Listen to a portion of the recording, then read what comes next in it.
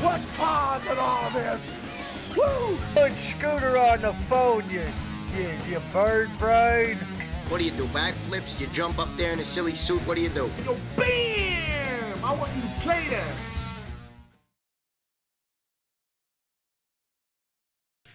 All right. You're up. Hey, what's happening, everybody? 3 o'clock. It is time to rock. Fast Freddie here to rock Youngstown in the beautiful Youngstown studios in beautiful downtown Youngstown. Used to be the Habers building. And with me is my man, Joe Danier, the man that runs the whole shebang down here. Now, Joe, before we get started, we've got a lot of crazy news stories we're going to talk about today. A lot of gold nuggets we mined over the last couple of days. A lot of great stories, a lot of stupid criminals in the news, and we are going to get to all those. And one of the things before we get, of course, we'll talk about the Browns this week. We're taking on the Raiders, Steelers, and Baltimore. That's going to be a huge game. Unfortunately, I hate to say it. I hope both teams lose. Right. If there's Can any that way, happen? if there's any way that can happen, maybe a meteor hits the stadium, something along those lines. I would like to see that happen, but that's going to be a huge game. Baltimore with one loss and the Steelers undefeated, and it should be pretty interesting. So we'll get to that in a little bit. We're also going to look at some interesting things I found on Youngstown's Craigslist. Our producer, Mario, that was one of his ideas. He said, you got to get in there and look at some of that stuff that's on Craigslist. And I said, you know what? Even though they don't have the personals anymore, I wish they still had the personals because the personals were pretty good. Yeah, but you know what? They got inundated with bots, and then they weren't human beings, and they stopped being funny. But when they were people, that was hilarious. Well, there's some good ones. There's some people still looking for people out there for various things. And why would you go there of all places when you find somebody? Why? Well, when we hit that, we'll get it rolling. But now you're on this crazy diet. Yes. Now explain to me exactly what you're doing, because I got to lose weight, but I don't know if I could go this far. I don't know if you're way out there or what, but explain what's going on. All right. So this whole started, I really don't like being sick. And my profession is I got to touch people's keyboards and mice. And I find myself always freaking sick. So I created this regimen where I'd boost my immune system by really jacking with my diet a couple times a year. So usually I do it in the spring and I usually do it in fall. When everybody starts like dropping to the flu and colds and stuff like that, I get into this mode where I'll do like 10 days of like supplements and vitamins and exercise and stuff like that. And then I'll go on this like extended fast. So I'm 2 days deep into it right now. And usually I will go as far as my body will allow me to. If I start feeling like trash, then I'll bail on it. But so far I'm feeling pretty good. Okay. Now you haven't eaten in 2 days. Yes. Since the last time we talked, I haven't eaten. Nothing. Not a single thing. Yep. Water? Yeah, water's good. Black coffee. Vitamins? Not doing vitamins. Like I bail off the vitamins. Don't eat anything except for drinking water and coffee.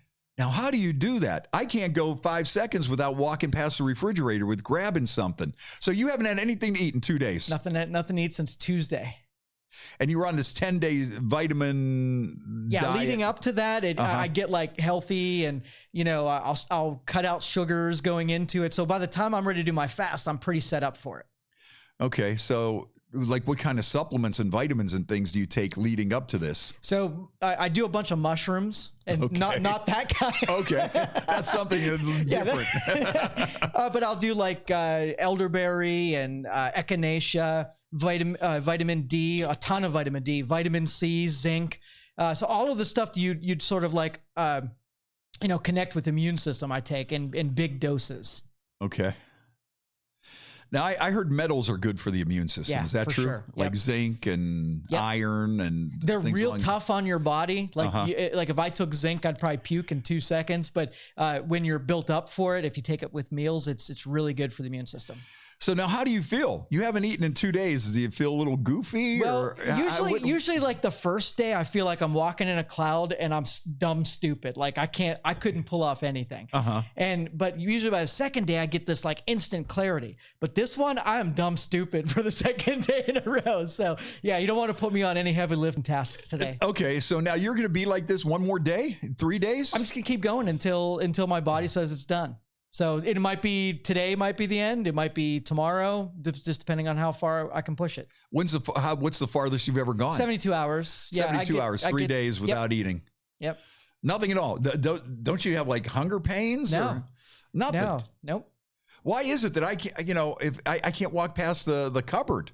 Well, so when you do a lot of sugars and carbohydrates, you get a lot of this chemical called ghrelin in your body, and that's what tells you you're supposed to be hungry. Oh. If you ignore it, those ghrelin levels will go down and you'll forget to eat. You'll get to a point where you like, when's the last time I ate? And your body won't be giving that reinforcement. So the sugars and the carbs really do play a big part in this. Absolutely. Because I hear that all the time, and then I try to do it, and I like bread, and I love rye bread, and I like alcohol. Yeah, yeah, but you know what? I use that kind of stuff. Think about it this way: like if you can tell your insulin, like you took a bunch of vitamins and you take a bunch of bread, your body will respond by taking advantage of those vitamins. So it's actually hacking your body. It requires breads and pastas and stuff like that. But the vitamins will make you not want to do that. What, to eat? Yeah, to not want to eat those kind of foods. Yeah, you do it on purpose, but it won't because your body's saying, "Oh, I'm so hungry, I got to eat anything that I can get." Yeah. Okay. A little smarter. Well, you might have to put me on this. I might have to experiment with this because I've been following you on this here now since you started on your diet 10 days ago. I don't think I could go. I don't think I could go a day without eating. Yeah. I have no willpower. Well, the byproduct is this: that I haven't been sick with a flu or cold in forever. Can't even remember the last time I had a cold or sick. Right. Right. Second thing, I forgot the second thing. So you're okay.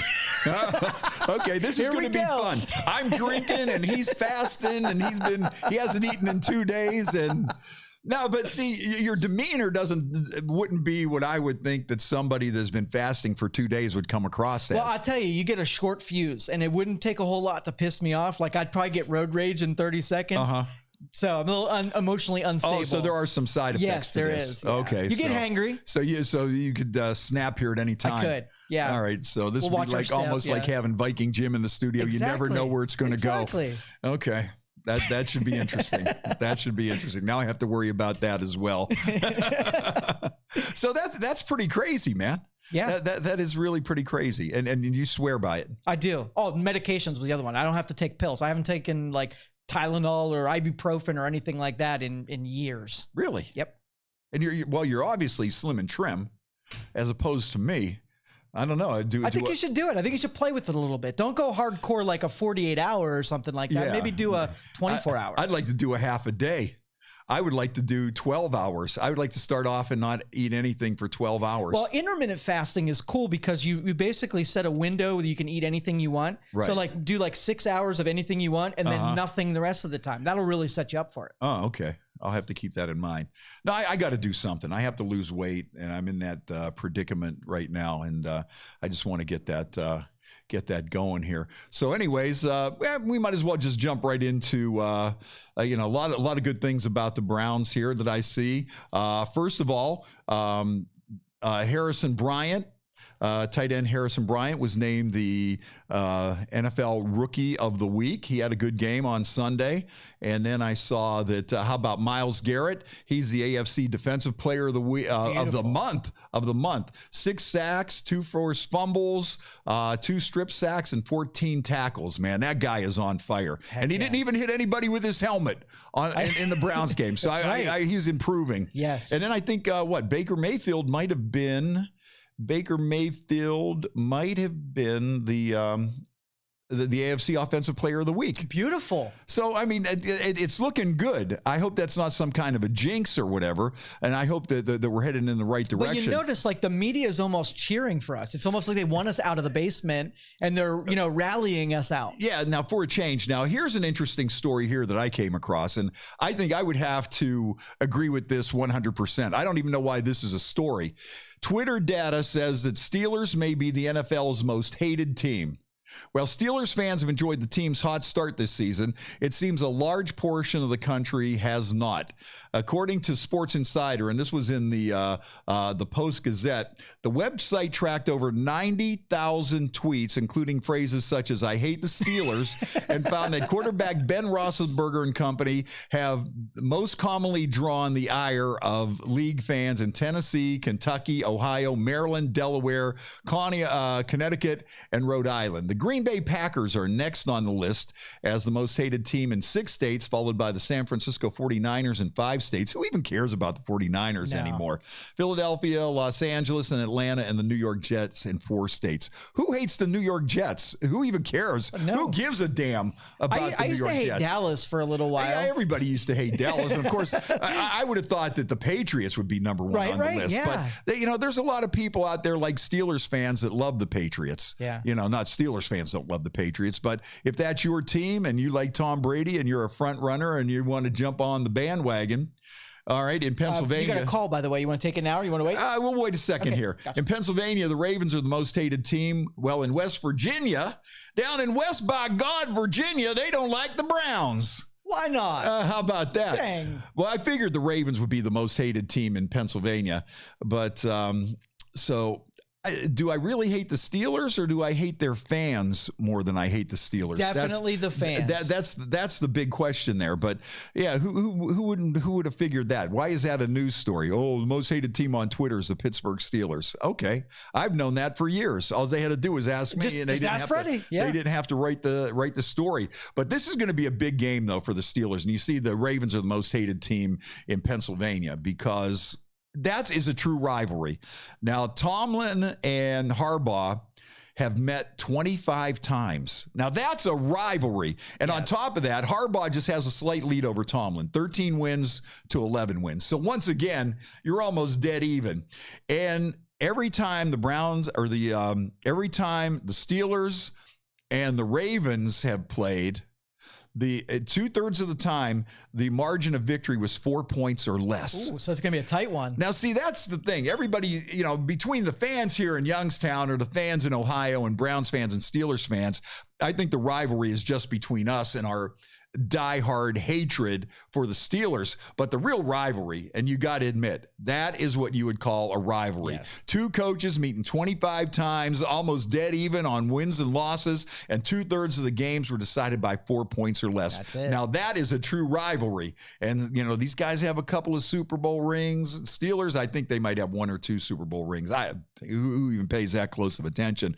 But I think Sunday, that is going to be a big game. I think that's going to be the without a doubt the game of the week, the Ravens and the Steelers. So yeah, and if you have close games like that, they're more likely to put you on primetime and give you some good TV spots. Because it was forever that we didn't have a Sunday night game or a Thursday game or anything like that. And that's the thing, the Steelers are always on. People in America do love the Steelers, not me. And people do like the Patriots, not me.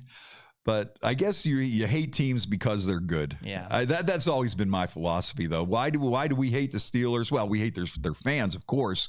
But why do we hate them? Because they win all the time. They're good. They win Super Bowls, and we don't. It's like the same reason people don't like Sidney Crosby. Why do you not like Sidney Crosby? Because he's good, and he probably kicked the shit out of your team more than once. Why do people hate Brady? Because he's so good. Why do they hate Belichick? Because he wins. He beats our team, so we naturally got to hate them. That's it. But with the Steelers and me, it goes a little bit beyond that. All right, let's take our first call here this afternoon. Hey, you want to get in touch with us? Our number is 330-595-1600. 330-595-1600. Maybe you have a prediction for the game on Sunday. So what are you thinking? Who's going to pull that off? Or are you like us and just hope a meteorite hits the stadium and blows them all up? Or it's a tie. Could it end in a tie? Could we just hope for something like that? All right, caller, go ahead. All right. Are you with us? Ask Freddie. Big Peach, what's going on? You know who it is. What's up, buddy? Well, what's going on, man? Peach, of course, is now Peach is one of the reasons that I think Browns fans really hate Steelers fans. He's like the epitome of the I might not hate the Steelers as much as I dislike Peach. I hate to say it, but it goes that way. So, what's your prediction for the game here, Peach? Steelers by 10, man. Come on. We're playing the old Browns. And you know what? At the beginning of the show, you said you need to lose weight. Did you not? Because. Yeah, go ahead. Are you still there? Yeah, you're breaking up a little bit. Go ahead, Peach. Okay. No, at the beginning of the show, you said you need to lose weight.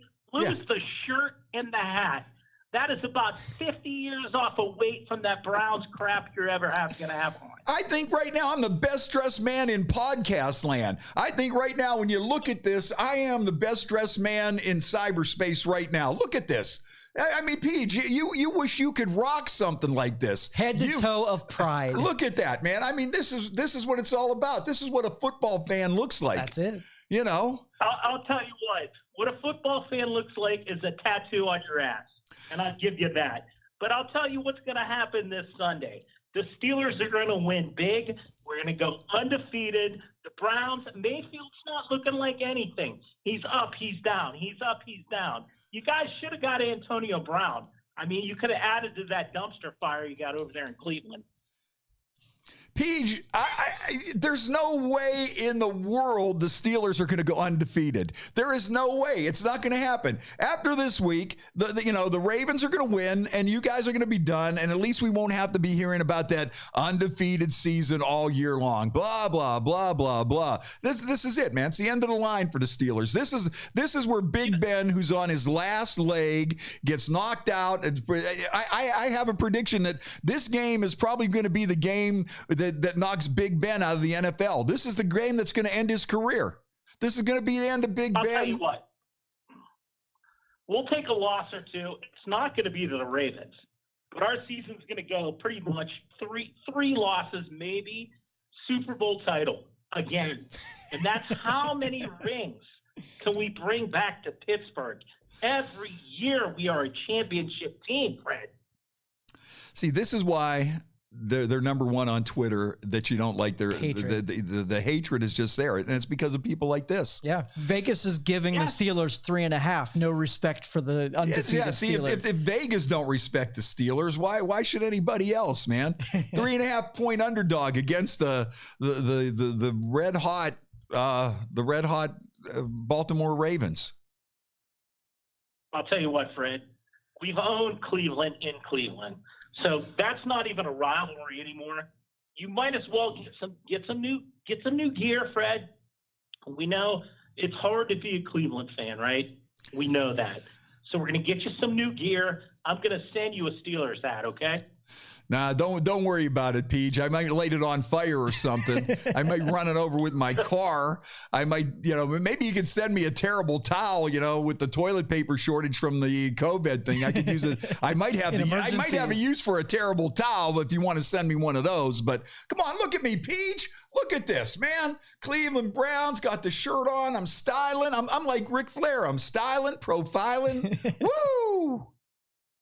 All right, Fred, let's put some bets out there. What do you got on your Browns this weekend? I think the Browns are going to take care of the Raiders. I think we're going to take care of them. Maybe with Odell Beckham gone, we're going to see how things go. Was he a distraction or was he a major asset? We're going to find that out this week. Yeah. Was he an ass or an asset? That's what we're going to find out this week. But this is just one of those games where, when you're a Browns fan, this is one of the weekends that you hate because you see what a true rivalry is, unfortunately. Mm-hmm. When it comes to the Steelers and the Ravens, these guys are fired up. They're ready to go. They got a deep hatred for each other, where I still think the Steelers just look at us as another win on the schedule. Yep. and that's about it.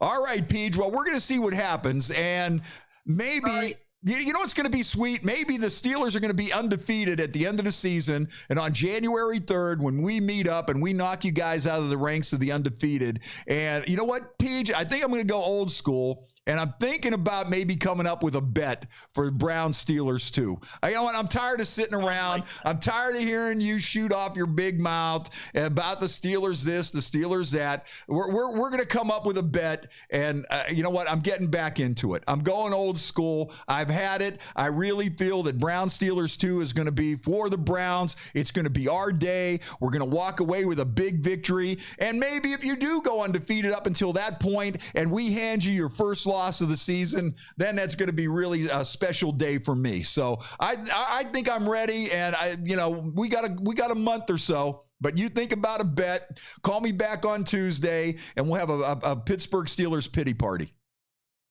And I'll tell you what, I'm going 10 for 10 this weekend. Browns lose by 10. Steelers win by 10. It's a win-win for me, baby. All right, let's move on. Thanks, Peach. We'll talk to Peach on Tuesday. We'll have the Steelers pity party right here on Tuesday. Steelers fans will give you a little sympathy. We'll bring out a violin. Pat you on the back. We'll pat you on the back. Maybe just give you a bro hug just because we feel bad for you. But that's how things are looking there. But you know what? I think I got to do something. I just can't let Pete shoot his mouth off like that. And see, that's where I get into trouble and have gotten into trouble in years past. But that's confidence, man. I like to see you got your Browns confidence back. I think I do. So that is going to be a heck of a game, though. Yeah, that's going to be a heck of a game. And you know, it's crazy though when I think about the Ravens too, is the last draft pick. I'm trying to think of the guy's name. The Browns' last draft pick before they left in 1995 was a guy from Ray in high school, and he played for the Ohio State Buckeyes, and he turned out to be a bust. But Bill Belichick traded down to pick these guys up because the only guy he saw in the draft that he really liked was Warren Sapp, and he didn't want to get into some of the head case issues with Warren Sapp. So he passed. He traded down with the 49ers, and he ended up getting this he gets this linebacker out of Ohio State. What the heck is his name?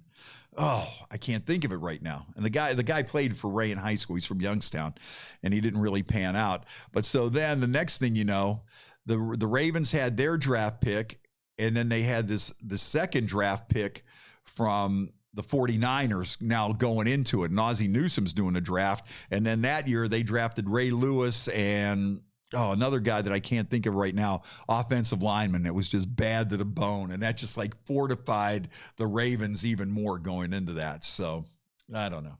I can't. So I'm looking up the draft from 99. Where'd you say he was from? 95. Oh, 95. Right. Yeah, he's from Let me look that up. Sorry. And he played for Ohio State. He had a pretty good career with Ohio State. Oh, let's see here. I'm looking at some of these comments on this Steelers story here about the NFL's most hated.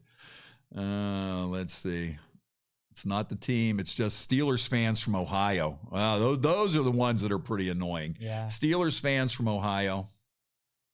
All right, so it's Craig Powell. Yeah, Craig Powell. Craig Powell. He went to Ursuline. He played for Ohio State. Had a pretty good career at Ohio State, and didn't really pan out. I think he had some injuries, and then when he went to the Ravens, he didn't really fit into their system all that well. But yeah, and Ozzie Newsome, former Brown, former beloved Cleveland Brown. See, this weekend, I just hope the Browns win so I don't have to listen to all this nonsense. See, whenever the Steelers and the Ravens play, it just brings back a lot of bad memories for me. It just puts me in a bad mood when those two teams play. We have a whole new era of winning, Fred. I promise you that. How about that? All right, let's see here on some of these comments here on that story about the Twitter and why people hate Steelers fan. Stella says, don't hold back, Fred. Give it to PJ. Pistol Pete Rasiga says, losers always hate on winners. It's the reason why they're losers. Oh, right. Okay. Man. This guy says that they play better when people hate on them. And I go with that because that gets you fired up, chip on your shoulder. Someone doubts that you can do it. I always fight harder when people can't say I can't do it. Margie Linhart says, ask Twitter why there are Steelers bars all over the country. And Jim Rankin replied, misery loves company.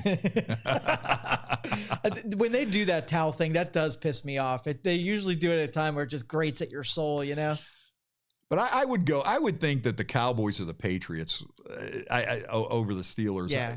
I really do think, though, if you had America's team right now, it seems it's the Pittsburgh Steelers, because no matter where you go, people are all over. Steelers Nation is all over the place. Is there a specific Steeler through history that you hated the worst?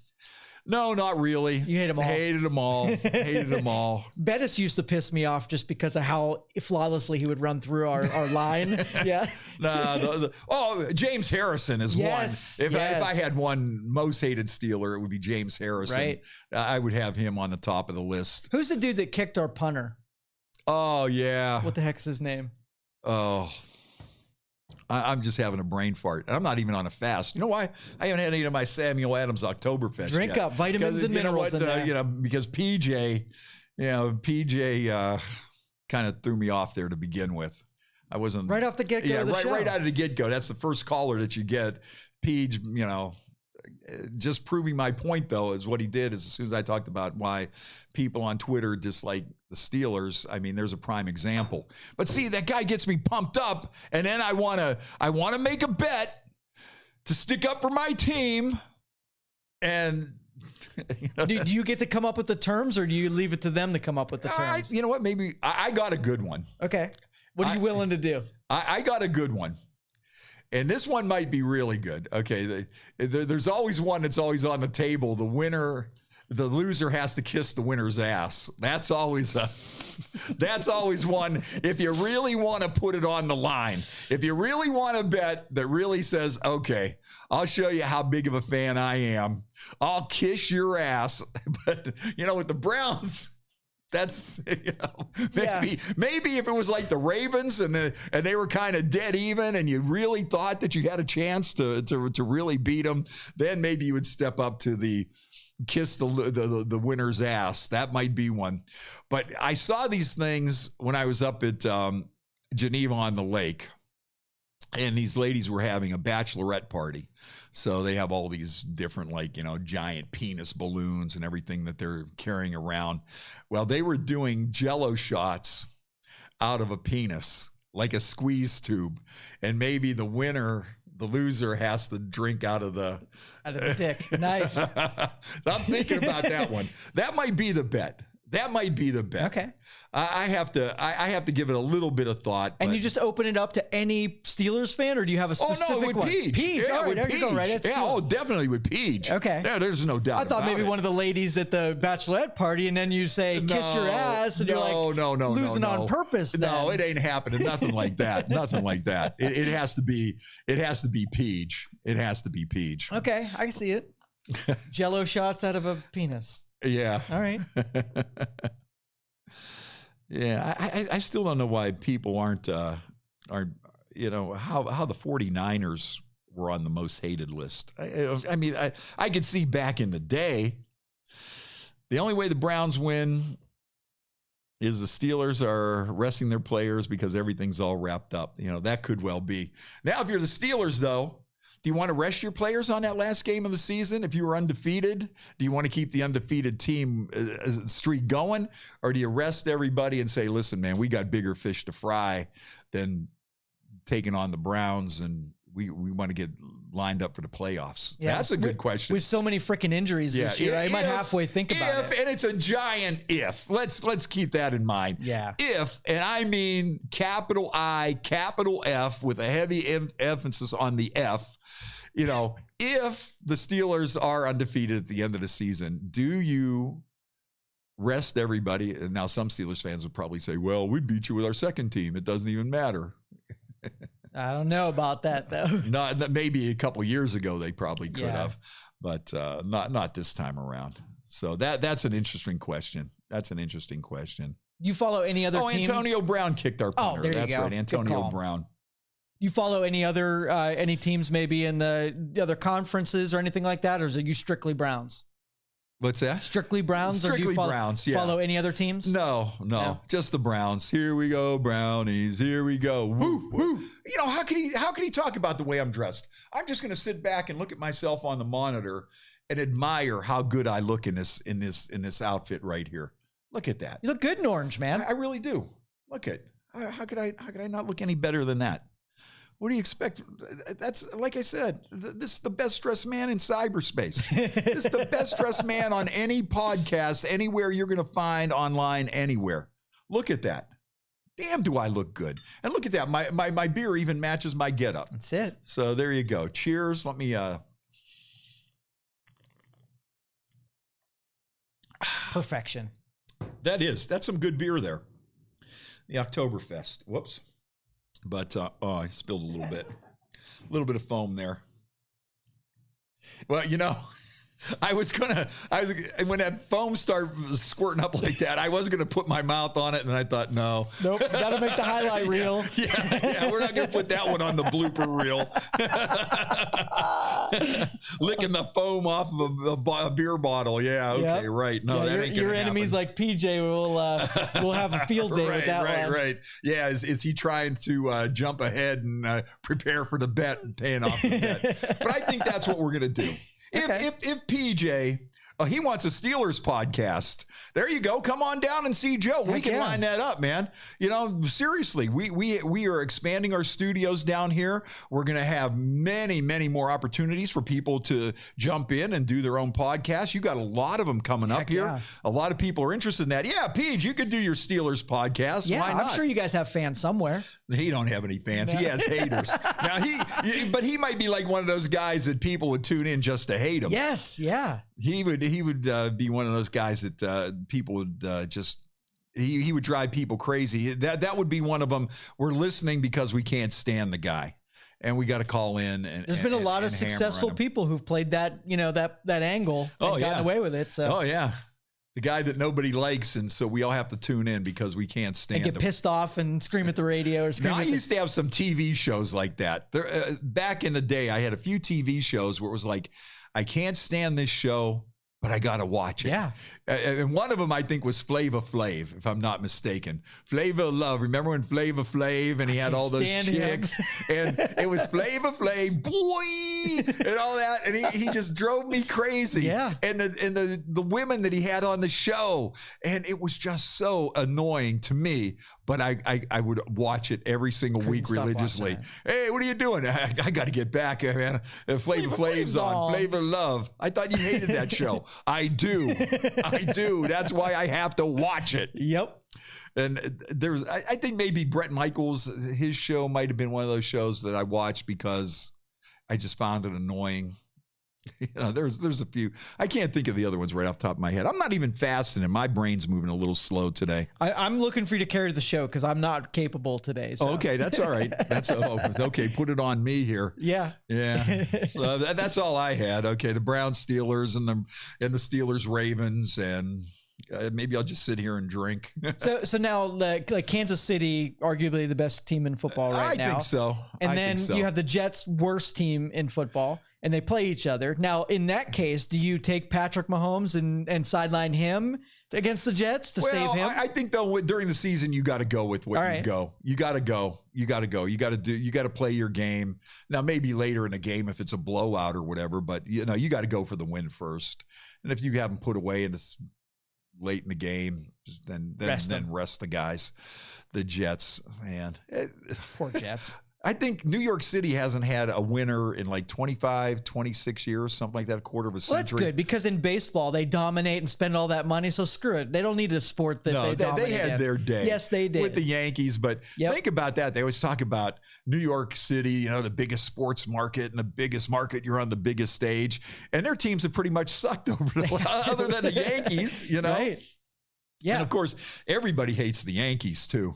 That would be another universal one. Now, if they did baseball, I would say that the Yankees would be the most hated by a large margin. I would say in baseball, the Yankees would probably be, once again, like the Steelers, the most loved and the most hated. Yeah. But I think the most hated would overshadow that. And I'll tell you, that is because of their fans too. They have some of the most obnoxious fans. You go to Yankee Stadium. Well, you come in on the subway and you're coming through the Bronx and you're getting close to Yankee Stadium. And when the subway comes up above the ground and they have all these sports bars and stuff lining on the streets, there's actually some of them places have signs, visiting colors not welcome here. No shit. Oh, wow. Yeah. They don't even want you to come in. Probably because it would be so... I know the last time me and my son went to Yankee Stadium in our Indians gear, and nice. and we kicked the daylights out of them. I think we had like 3 home runs, and I mean we just rolled over them, and we just crushed them. And I'll tell you what, it got really ugly there. It really did, and we left a little early because it got to the point where there was like fights breaking out. Yeah, even like personalities in baseball, there's not a whole lot of drama that goes over there anymore. I mean, I would say New York and Boston are the only teams that, you hated somebody throughout history. Right. Yeah, so the Yankees most hated team, Boston Red Sox too. See, now let's get back to PJ. See, he's just like one of those, when you say, do you hate the team more than you hate the fans, or do you hate the fans more than you hate the team? He's a Boston fan too. He's a Red Sox fan. What the heck, man? That's what I'm saying, and a Michigan fan. Okay, I mean, are you just of assholedness? Are you just asking for it? Come on, I mean, is that what you do? Those are your teams? I don't have a response for that. I don't either. Here's an interesting story. This was on Channel 21 the other day. And maybe we could look up this website and see if we could get on. It says here that Vienna man reports pants stolen by woman he met on Sugar Daddy's website. Oh, Sugar Daddies. Yes, sugardaddies.com. I don't know that site. Yeah, well, I might be turning you on to something new here. According to Channel 21, police are investigating a Vienna Township man who reported that a woman he met on a dating website stole his pants and wallet in a Cleveland suburb. According to the report taken by Orange Village Police earlier this month, the 65-year-old victim said he was at the Drury Inn for a second date with a woman in her 20s who he had met on a website called Sugar Daddies. The man says the woman quickly left their room, taking his jeans and wallet containing several credit cards. The victim said he followed the woman, who got into a Chevy HHR, but he was unable to get the license plate number. Credit card companies contacted the man to let him know that somebody made a $450 purchase at a Family Dollar store. What the heck you buying at a dollar store? You talk about a shopping spree. Dang. 500. They must have had some kind of video of that, because how many carts would it take for you to that HHR is filled, like shit's falling out the back. Yeah, this is like one of those, when they stuff a cruiser for poor people or something like that. So yeah, $500 worth of stuff at the dollar store and a $3 purchase at a Sunoco gas station. So you probably bought a pack of smokes. There's got to be a moral to this story, Fred. The victim told police he only knows the woman as Babe. Hey, Babe. Yeah, what's her name? Well, I don't know. I call her Babe. She told me just call her Babe. She is a black female in her 20s, about 5'6", 110 pounds, with short black hair. She was wearing a yellow shirt and a brown jacket with whitish yellow fuzzy ankle boots. Now, come on, guys. You're just asking for trouble. Do we have the Sugar Daddy? I have Sugar Daddies. They will not allow me to go beyond this little splash page to see what's going on there. Okay. They want my email address. I'm not giving them that. No. Unless we, put one on there just for show research, and we met some of these people that we would look at. But and maybe if any of you out there had any experiences meeting women on sugardaddies.com. Sugardaddies.com. Wow. You know what that reminds me of? Remember that one Seinfeld episode where George was playing off like he was a high roller, and this woman takes him to a hotel, and she handcuffs him to the bed, and then she pulls out his wallet, and he had like $2 in there. He didn't even have a credit card or something. That's exactly what I thought of when I saw that. I said, that's a Seinfeld episode. Yep. That's an episode of Seinfeld. Here's a guy. This guy here.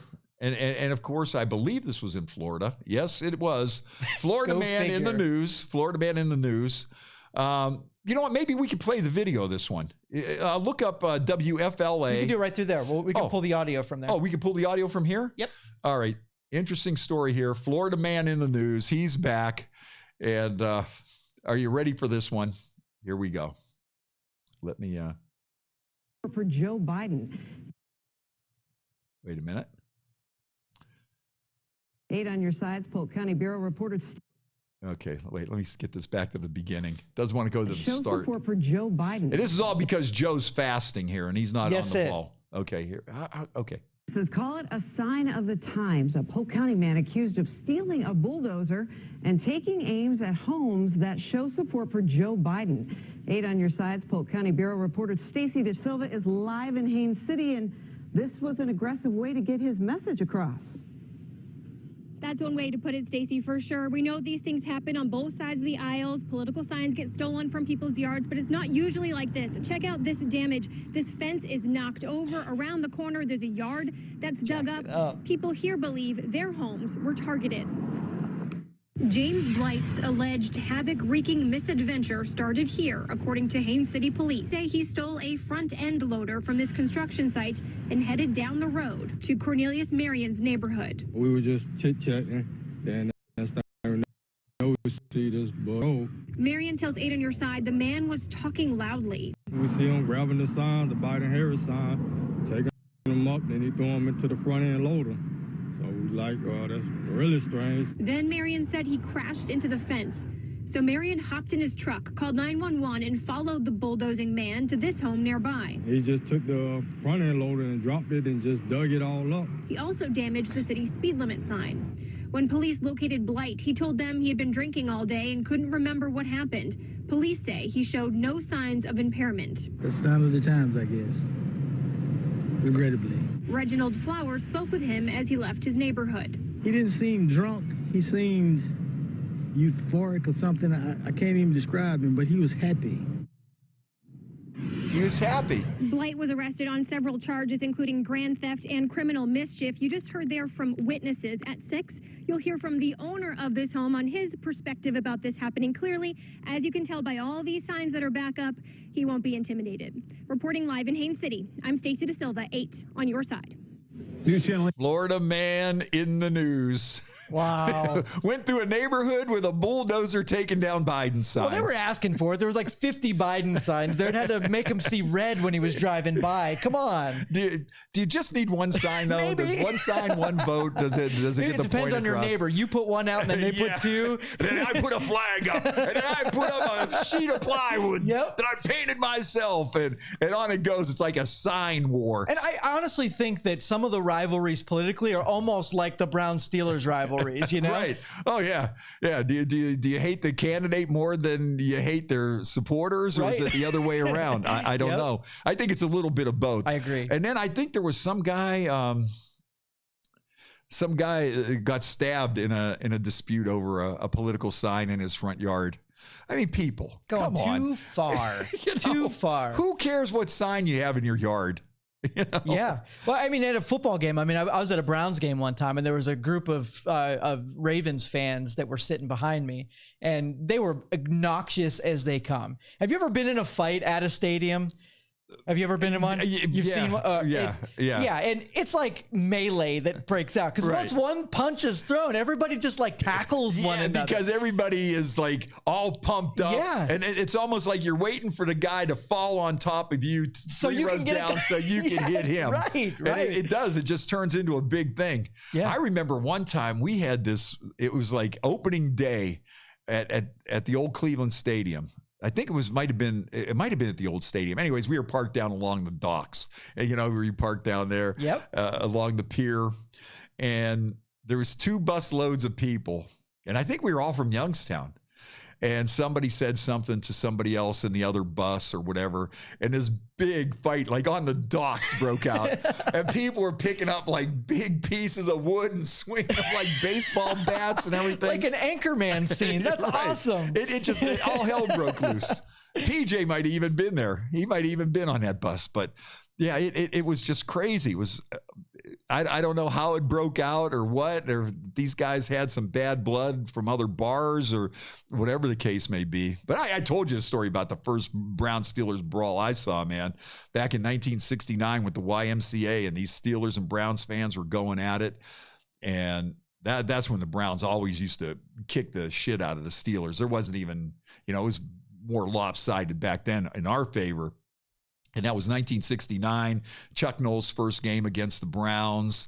And I think the Steelers only went 3-13 or whatever that year. And that's they first drafted Mean Joe Green. Then it started going downhill from there for us. But these Browns fans and these Steelers fans get into it. And it's like one of those things where people are tumbling over seats and whatever. Because when you go with the YMCA, they give you the highest nosebleed seats that you could get. You know you really got bad seats if the kids from the YMCA and the day camp are sitting in front of you. If you point down and go, boy, look at the good seats those guys have. But these guys just start duking it out, and they're just throwing each other down, from the upper deck, and they're going down 3-4 rows. And of course, somebody falls on somebody, and his old lady spills his beer, and now these people are involved. And so this one guy, and I'll never forget this, and this was back in the day. This is 1969, when beer still came in steel cans, not even aluminum cans, steel cans, where you needed a big opener to pop those things open. And they didn't really check you that good back then. People were allowed to bring just about anything. People would have fifths of whiskey and 10, 12 beers, canned beers.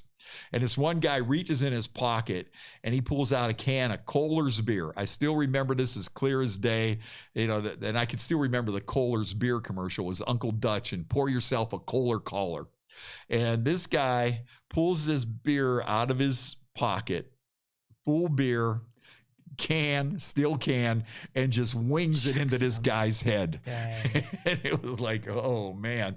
Now keep in mind, you're 12 years old, or then you're there with like 2 chaperones who are probably a little bit tipsy anyways, and the kids were just running around, and then this big thing broke out. It was like, oh man. But that was and like I say, that day in Yankee Stadium could have got really ugly. Yeah. There was a lot of assholes there, just drunk. But you weren't, right? You when you go into someone else's stadium, you don't. Well, you know what? I was a little bit. I mean, I wasn't going overboard because I knew I was outnumbered. Right. But I gave a few tips of the hat because me and my son are both, we're in our tribe gear. Looked almost as good as I did today, right? And I thought I was the best dressed man in Yankee Stadium, and I tried to convince some of the folks that I was, and they didn't want to hear it. No, they booed you down and all the good stuff. And that's the first time I ever been to a game when this big black guy, man, muscular. I mean, just like the typical bouncer type. This guy, shaved head, comes out, he's big muscles, and he's wearing a tight shirt and said, "Alcohol Enforcement Officer." And so it was like a cat and mouse game with him the whole game, with everybody yelling. And so when it looked like it was really getting ugly, after the Indians were just like crushing these guys. So it was getting a little dangerous. And I said, you know what? It's the 7th inning. I said, let's just get out of here because I don't want to be on a subway with all these assholes. So we start leaving. And of course, we have to walk all the way up because we were down at the bottom of the section anyways. So, of course, we're walking up and everybody's just booing and throwing shit. And, and I'm just like waving my hat, yay, flipping everybody off. I felt like I was like a heel in a wrestling match walking into WrestleMania. Yes. And I was loving it. But then again, though, it wasn't fake. It was real. And these people were pissed. Yeah. And it was like, let's get on this subway and get the hell out of here before this game is over. So we did that. But, it's crazy. That's another reason why Yankees fans, man, I just can't stand them. Debbie's listening to us in Virginia. She's a few hours from Baltimore. She said we'll probably hear her yelling all the way in Ohio on Sunday. Ravens fan, I'm assuming. I would assume. Yeah. Tracy Randall listening in Pittsburgh today. PJ and Viking Jim are going on now talking about soccer. Oh, what the heck? Why has he always got to do that? Oh, man. Yeah, Jimmy Williamson, house divided between my brother and I. Those two, Jimmy and the Shocker. Yeah, they're Browns fan, Steelers fan.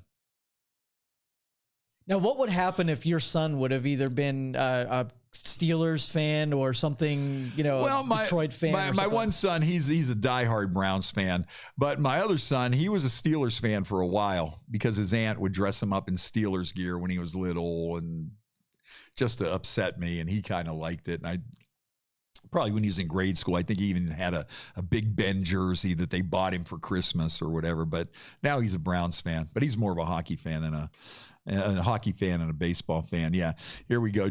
Jimmy Williamson. House divided between my brother and I. My brother had me in a fight with someone before I even got to Cleveland to pick him up for missing the bus. I'm sure his brother Shocker, he's been in a few altercations. Yeah.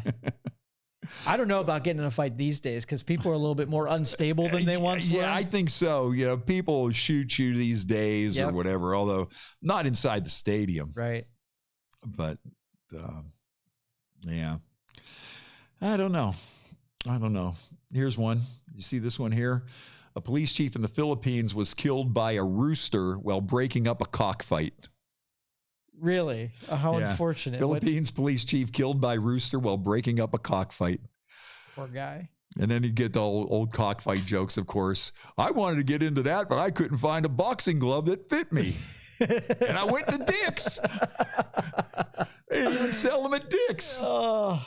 Yeah, no, you know, that kind of cruelty to animals, that's ridiculous. And why people? Yeah, here we go. This guy, Kerry said, I just found out cockfighting is done with chickens. That's 12 months of wasted training. Oh, yeah, anytime. It's not funny, but anytime they mention cockfighting, you got to laugh. A Beavis and Butthead immature laugh. Like, cockfighting. Not that because we're all 12 years old. And not that I would ever condone anything like that. And I think it's really sick that people do that stuff to animals. Yeah, same thing with like pit bulls and dog fighting and stuff like that. Yeah. That pisses me off. Oh, yeah, no.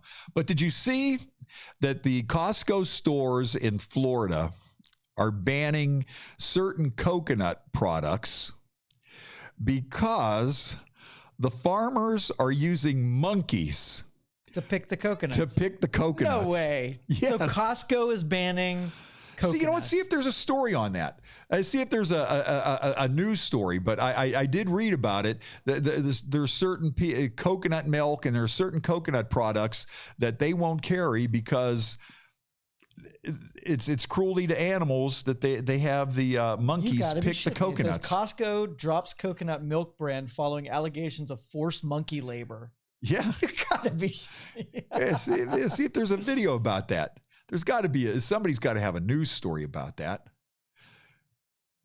Wow. Okay. Oh, okay. Yeah. Here we go. TMZ is on it.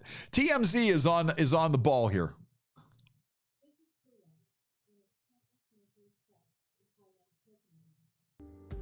PETA investigators have uncovered shocking abuse of monkeys on farms in Thailand that produce coconuts for export around the world to be used to make coconut milk, yogurt, oil, and other products.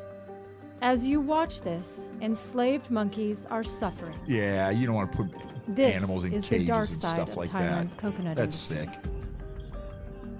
Monkeys like Kulap are abducted from their homes in nature, where they live in large social groups. They're kept chained and isolated on barren, dirty farms with very little opportunity to interact with other monkeys. Yeah, so you don't like to see that. No. Animals on chains in filthy conditions. Many go insane.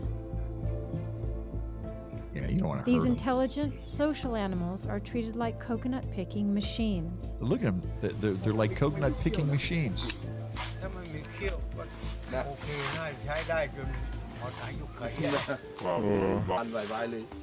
Their lives are filled with suffering. Yeah, now see. And there's no retirement.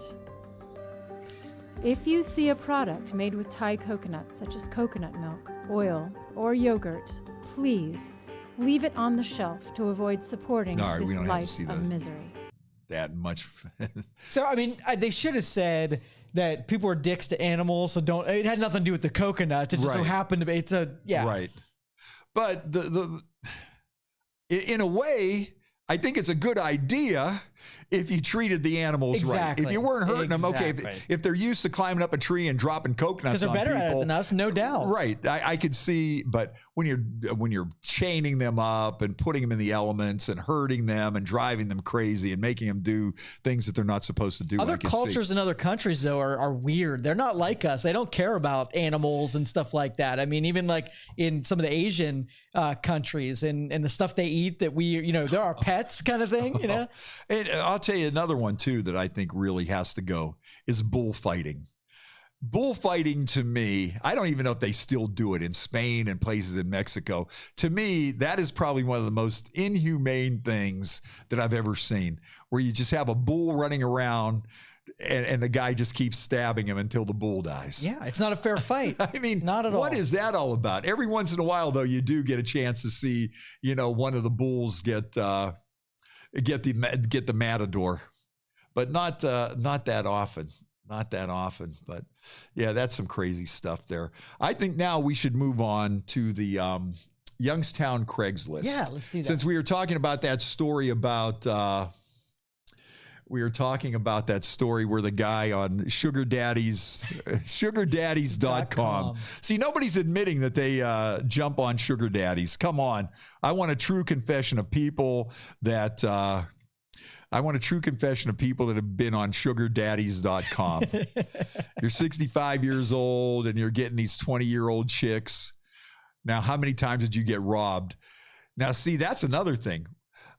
How often do people get robbed and don't say anything? Right. Because they're embarrassed and they're going to get in trouble and the police are going to come and maybe they're married them. Or something along those lines. Or do you even just want to be in the news of being the guy that fell for that one? Yeah. Sucker. Or do you have good experiences on sugardaddy.com? That's what I'd like to know. Are there people out there that say, man, once I found sugardaddy.com, it turned my life around? Yeah. They had an expose on like a 2020 where they interviewed some of the sugar babies, the girls that provided the services, and how much money they made doing that crap. And I guess it wasn't all about sex. It was more about like companionship for some of those older guys or whatever. But man, if you could put down 6 figures just hanging out with an old dude, I might try it. I might do it. Well, I'm an old dude, but don't look for me. I'm definitely not a sugar daddy. No. I would just want to find you and make you my friend if you're making 6 figures. There you go. Might be the other way around. Right, you know? Exactly. That's what I'm looking for. Hot young women with a lot of money that want to spend their cash on older guys. Is there a website for Gotta that? be. I'm going to find it for you. Yeah. Look that one up. But I want to jump on here to some of the things on Craigslist here. And if you go under gigs, and then you go under gigs, and then you just go to talent, and you go talent gigs, and you find some interesting things on here. This headline says Bonnie wanted. And this one here, here's what this guy's looking for. He posted a picture of this woman who looks like she's smoking a blunt, and she's obviously naked. Here in Florida, you believe and she is laying there, and she's covered in money. She's naked and covered with money. And it says, submissive lady wanted for busy man. She needs to be available 2 days every week to satisfy completely her man. And she gets $300 per day, plus shopping and gifts every other week. Serious inquiries only, please, with picture. And tell us why you should be the one to be picked. Where's this at? This is in Youngstown. Is it Some guy in Warren. Yeah, Bonnie wanted. I guess Bonnie must be a slang term for something. I don't know. Submissive lady wanted for busy man. She needs to be available 2 days a week, every week, to satisfy completely her man. And she gets, and he doesn't even say like you get, and she gets $300 per day plus shopping and gifts every other week. Serious inquiries only. So if you're not really down with this, don't even waste this guy's time. No. No, don't be negotiating or haggling. Come on. And by the way, this site here, what's your price? Yeah. If you're a younger woman looking for an older guy, you can subscribe. It exists. Okay. Oh, yeah. I was looking for older guys, younger women that want to be like a sugar daddy. What would be? Yeah, what would that's this right here. Oh, this does exist. Yep, it does. Okay, so there's young women out there with a lot of money that want to spend it on older guys. That's it. Now, that's some kind of fake Russian thing. Yep. I can only imagine the emails and the hacking. But I can see people sending their, they probably start you off with you have to pay a fee. So they send their credit card information. And then they probably have to fill out a questionnaire. And what do you do for a living? And when they get ripped off, they can't call the credit card company and explain how they got taken because they'd be embarrassed as hell to even say it. Now, here's one. I was almost thinking about going for this one. On Craigslist, looking for Youngstown residents to pose for a portrait. Looking for Youngstown residents to pose for a picture. The pictures will be printed in a book about Youngstown and the American worker and will be on display at a gallery in New York City around December 2021. Please send a photograph of yourself to the email listed with a small description of yourself. Thank you so much. And it says here that they'll pay you for your picture. Now, would you think that this is real, or is this something I should send a picture? So what's hard about finding someone? Like, why did you have to go here? Why couldn't you go to your neighbor or a guy that works down the they're from cubicle? New York. They're from New York. All right. Well, now that makes sense. Yeah. Yeah, I wouldn't do it. I'd stay away. Do you think that might be some kind of a scam? Yeah, a setup. But it says here, man, that your picture will be displayed in a gallery in New York City in next December. Working men from Youngstown, working people from Youngstown. They just want your picture, and they'll pay you. So you think there might be something up with that? It sounds a little too good to be true. All right, well, here's one then. This one here has got to be good. This one here's got to be good. Adult photography and film production. I'm looking for any woman who would like to try their hand in the world of adult photography and film. Obviously, you must be at least 18 with a valid government-issued ID. But there's no minimum age. Any and all body types are encouraged to conduct, as there is something for everyone. If you're interested, please respond to this by posting with some photos and your stats: age, weight, height, bust weight. I look forward to speaking with all of you about opportunities to work in the industry. I bet you that film producer thing has worked in the past. Adult photography and film production. Now, once again, do you think that's something that works? Do you think that women? I bet it does. Do you think women are out there and say, "Hey, listen, call me up. Whatever." Somebody wants to get some attention, and they might get paid on the side. And the guy is like structuring it perfect that it sells. It's cheaper than a dating site, that's for sure. But I'd like to see what walks through the door on that ad. What's this one here? Book models. That's some kind of modeling. I don't know. Who would reply to that once again on Craigslist? Would you do that? Let's see. Oh, here's an interesting one. This is also on the Youngstown Craigslist. There's a TV show out there called My Feet Are Killing Me, and they are looking for people with bad feet. Okay. All right. The hit TLC show My Feet Are Killing Me is now casting. Are you suffering from foot pain? Are you embarrassed by your feet? We're here to help you. Now, this one's probably legit. Now, that one I think would be legit. Like, yeah, that's a real show. No shit. Yeah, that's a real show. And it's another one. They're doing a casting. They're casting out of Pittsburgh. Okay. So, all right. Well, if you got some bad feet, you want to be on this show, and they'll fix your feet for you. Look up Youngstown Craigslist. Now, that one there to me seems like that could be legit. All right. Did you ever see that show, Dr. Pimple Popper?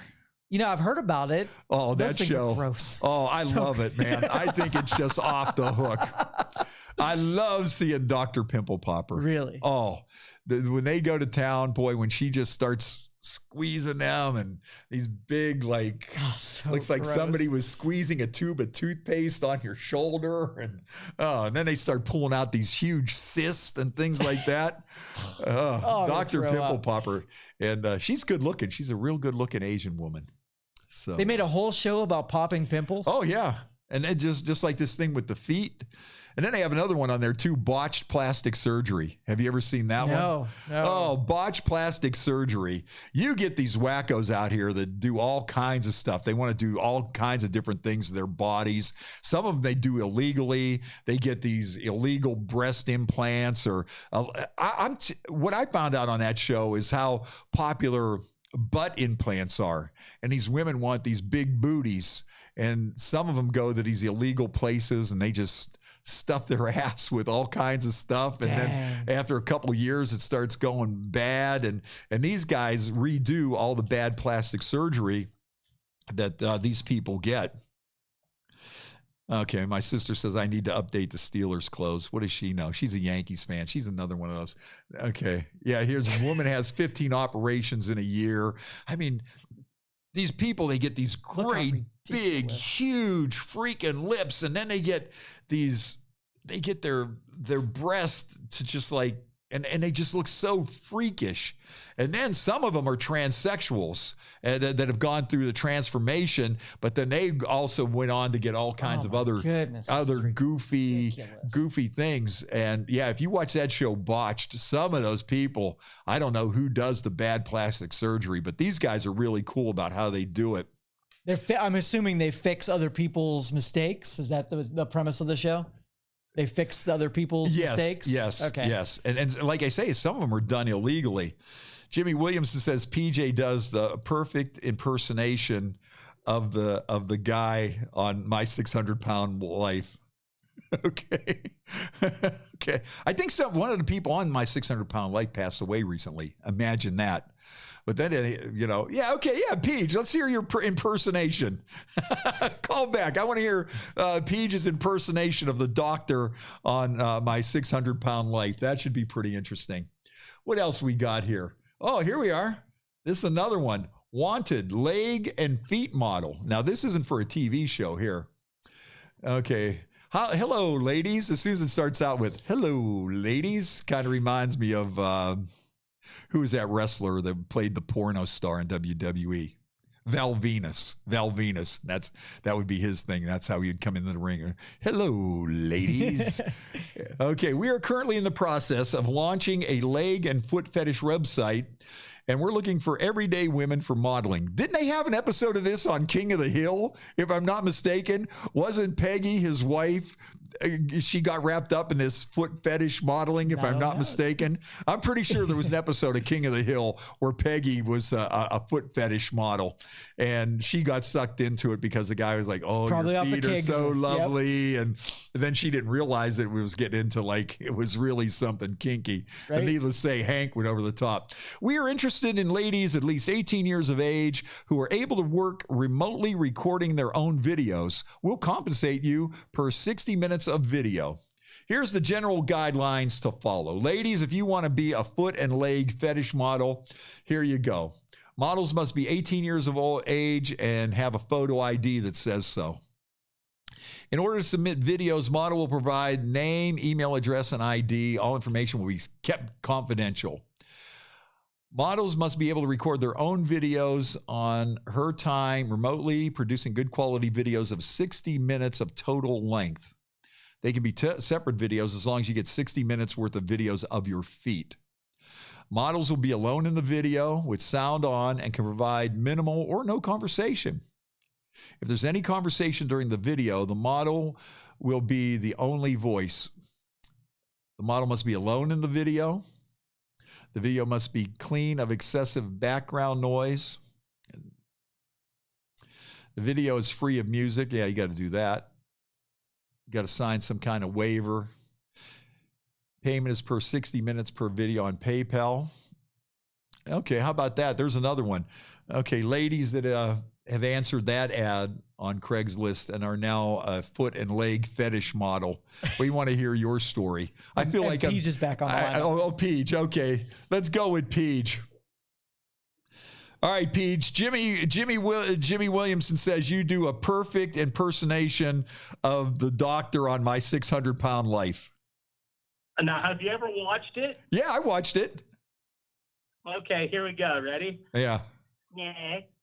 You have to lose 100 pounds. I will not do weight loss surgery. You have to lose 100 pounds in the next 3 months and come back, or I will not do weight loss surgery. Thank you. That's him. You nailed it. That is the dude on My 600-Pound Life. You do that pretty good, man. You should dress up with him as him for Halloween, and have somebody in like a fat suit. I'll be doctor now for Halloween. All right, good one, man. All right, thanks, Peach. Thanks for jumping back in there. Later. Hey, Joe Meyerchak sent me a picture of double middle fingers. Thank you, Mr. Asshole. Appreciate it. All right, let's go on here. Foot and leg. Okay, photo shoot. Okay, there's got to be some more stuff here. Okay, is this one true? Here's one from Youngstown. Oh, this is down in El Equipa. Okay, it just says Black Republicans wanted for rap video in El Equipa. That's an interesting request. I would like to see the video too. That I wonder. And this guy, he's a rapper, and he's got his Trump 45 shirt on, and he's looking for black Republicans to be in his rap video. So if you're down in El Equipa, stop by and see him. Let's see here. Need attractive girls for music video. Here's another TV show. Now, this one's probably real too, because I've seen this show too. And this one here, this must be real. This must be where they find these people, because they advertise this on the show. So I have a feeling this is legit. Are you dating an inmate?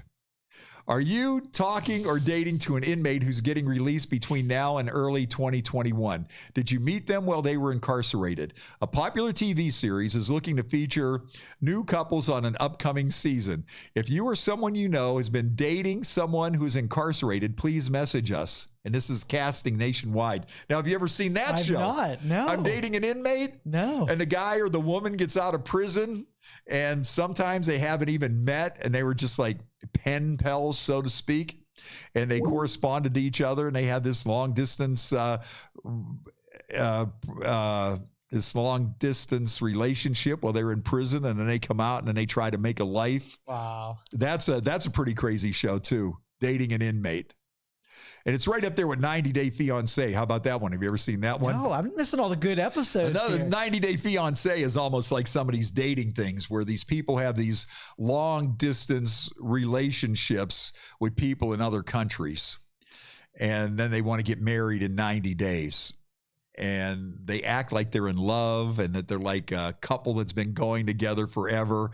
But when they finally get together and they have problems with each other's families and all this crazy stuff. Yeah, it's a total train wreck. Yeah. And that's another one that's out there, the 90 Day Fiancé.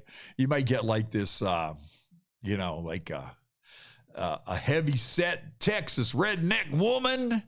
And she's skinny guy, right? Yeah, a skinny black guy in Nigeria. Yes. Yes. Or you get this, girl from America, and she finds this guy like in Syria.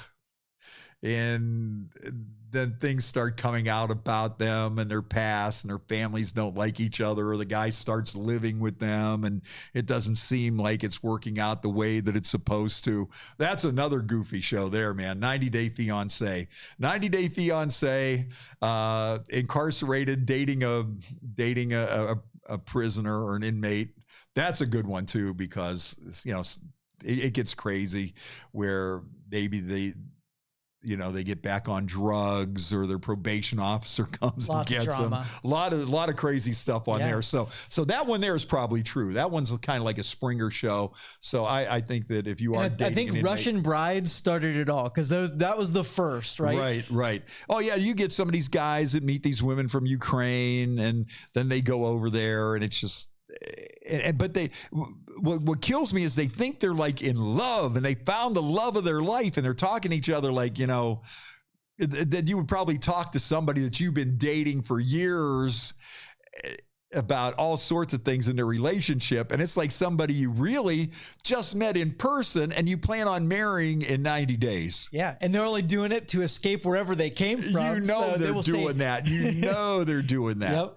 Yep. But then you see like the one guy from Nigeria that was dating this woman from Texas or whatever. And then his buddies were throwing their 2 cents in, and then there was this other girl, I think she came from Ukraine or something. She was dating this rapper, and none of his buddies liked her. And you could see why, but he was like, oh, this is the love of my life. I'm so in love. Or I think the last episode I saw of dating an inmate, I think the guy was like 50 and the chick was like 22 or And now these people too, they got to report to their probation officers. Some of them have ankle bracelet monitors on. They're always getting drug tested. And then they still have some bad tendencies. At first when they come out, it seems like, oh yeah, okay, yeah, well, this is going to work. And then all of a sudden they start getting back to some of their old ways. And then you're realizing like, oh, well, wait a minute. Maybe, when she went to jail, it was because of some serious issues. And some of them love each other and I'll stand by you. I'll be here when you get out. You ever see the show Wife Swap? I don't think it's on anymore, but for a while it was. Yeah, that was pretty good. That was pretty good. Because they did a good job of teaming up like polar opposites. Yes. Like it would always be the super liberal, like tree hugger with the ultra conservative and just watch them fight. Yeah, you know? we're putting you in with Ted Nugent. Yeah, exactly. Right. As a matter of fact, a buddy of mine, he was trying to get on there. He passed away, Dr. Ray Biersdorfer. And he was telling me that him and his wife were trying to get on there. And I mean, he was out there. Good cat, solid guy, loved him. But his lifestyle, if you would have had him and his friends and things like that, mixing with just like a normal family, a traditional family, it would have been a riot. Good TV. Yep. It would have been a trip. And too bad he didn't get on there. But he had some good stuff there. What else we got here? Okay, do you have a dispute in court that you want to? There's so many of those. You only live once. Make a video. Let's see what we got here. You only live once. YOLO, expand your horizon, make a porno video. 18 and over, MILF and mature, welcome. They're just right to the point. Right to the point. Our Craigslist thing is one line. I guess they figure, why bullshit you? We're just going to lay it out here. If this is you, if this fits you, then roll with it. Dave will show up in the white van, get on in, and we'll get stuff started. YOLO, expand your horizons and make a porno video. That's all we're asking. 18, MILF, mature, come on down. We got a camera. We got some guy that'll hammer you. Come on down. I want to message some of these people and see if these are effective, if people actually respond to this kind of shit. I would like to know. I would like to know, do people really show up? Oh, here's one for me since I'm looking so good today. Okay. Male model needed for art series. Oh, okay. I'd love this. Let's see what the scoop is on this one. Artist new to Cleveland looking for male models for an upcoming art book. Photo shoots are 2 to 3 hours and will either be studio or outdoors. 18 to 50, all body types and experience levels welcome. Hourly rate, 2-hour minimum. Okay. Yeah, I'm going to sign up for that. Hi, guys. I want to be an art model, a male art model. Yes. 50, Day is great, I'm sure. Okay, dispute on a court case. They're looking for people dating inmates. Hot girls wanted. Here we go. Who doesn't want a hot girl? Hello, I'm a nice-looking guy looking for females between the ages of 18 and 35. Arrangements can be worked out, but want a SB-type relationship. What's an SB-type relationship? SB. Mario, you're looking at those. Mario's on there right now. What's an SB-type relationship? Submissive and bondage. That's my guess. Yeah, that could be submissive bondage, you think? SB? Okay, Joe was on it. Let's see if Joe, we might find something new about Joe here. Contact the Youngstown studio in Youngstown, Ohio. Oh, sugar baby. Oh, sugar baby. All right, sugar baby. Now, these people aren't as quite as kinky as we are, I guess. No. So SB is a sugar baby. Yep. Provides companionship in exchange for being pampered. Well, a sugar daddy, an SD, pampers sugar babies in return for companionship. Quote unquote companionship. Pampering is obviously a broad term and can include explicitly negotiated whatever. Yeah, no kidding. To steal your pants, take your credit card and go to Dollar General and wipe you out. Oh, here we go. I think I might apply for this one. Adult video fun. Let your inhibitions go. Make money in a comfortable location. Looking for all types of women, 18 and over. Also, scenes available without showing your face. What's with the piano? Like, what the hell? You'd think they would have a picture of an organ instead of a piano. Nice. Well played. Yeah. It's classy. That's what they wanted to let you know. Right. Look, I'm fancy and I've got a piano and there's champagne somewhere. Hardwood floor. Right. And a nice couch and all kind of flowers all over the place. It looks like a funeral home, actually. Right. This isn't going to be a room at the Motel 6 off of the freeway. Different caliber of people will apply for that one, of course. Right. I'm sure they do. So do people really apply for these? I would like to do like an expose or a little bit more of an in-depth look into the world of, what you see on Craigslist. I'm going to, after the show today, I'm going to make contact with some of these people and see if we can get one of them to share what they're up to, how it works, and all that kind of stuff. Yeah, that would be pretty good. Make sure you tell them we're not cops. Right. I think that's what a cop would say, though. Yeah, I'm not a cop. Sure. Like when you see on like cops, well, you used to see since they banned cops in those shows, or when the guys get into the car, are you a cop? No. You have to tell me, Yeah, you have to tell me. Yeah, right. No, I'm not a cop. I'm not a cop. Where's another one that I saw? Another story I wanted to talk about, but I can't see. That's a funny meme there. Trust me, trust me, you know how to dance. It's a bottle of tequila talking to people. I had another good one on there too today. I can't seem to find it. Oh, there was another one. It wasn't about the cockfighting. Oh, look for the story about the man arrested for having sex with a chicken. And once again, this is just sick. You see, it's just like sick people that hurt animals. Well, can I complain real quick? Yeah. I'm typing all of this stuff into my browser. Can you imagine the kind of shit that's going to come up over the next couple weeks? Yeah. I'm on the FBI's list now, right? My file is going to be so jacked up because of you. Oh, man. All right. So here he is. Okay. Do we have an actual video of this guy, a video story on there somewhere? Let me see. Yeah. So you have sex with chickens, sugar daddy looking for young women. What's an SB?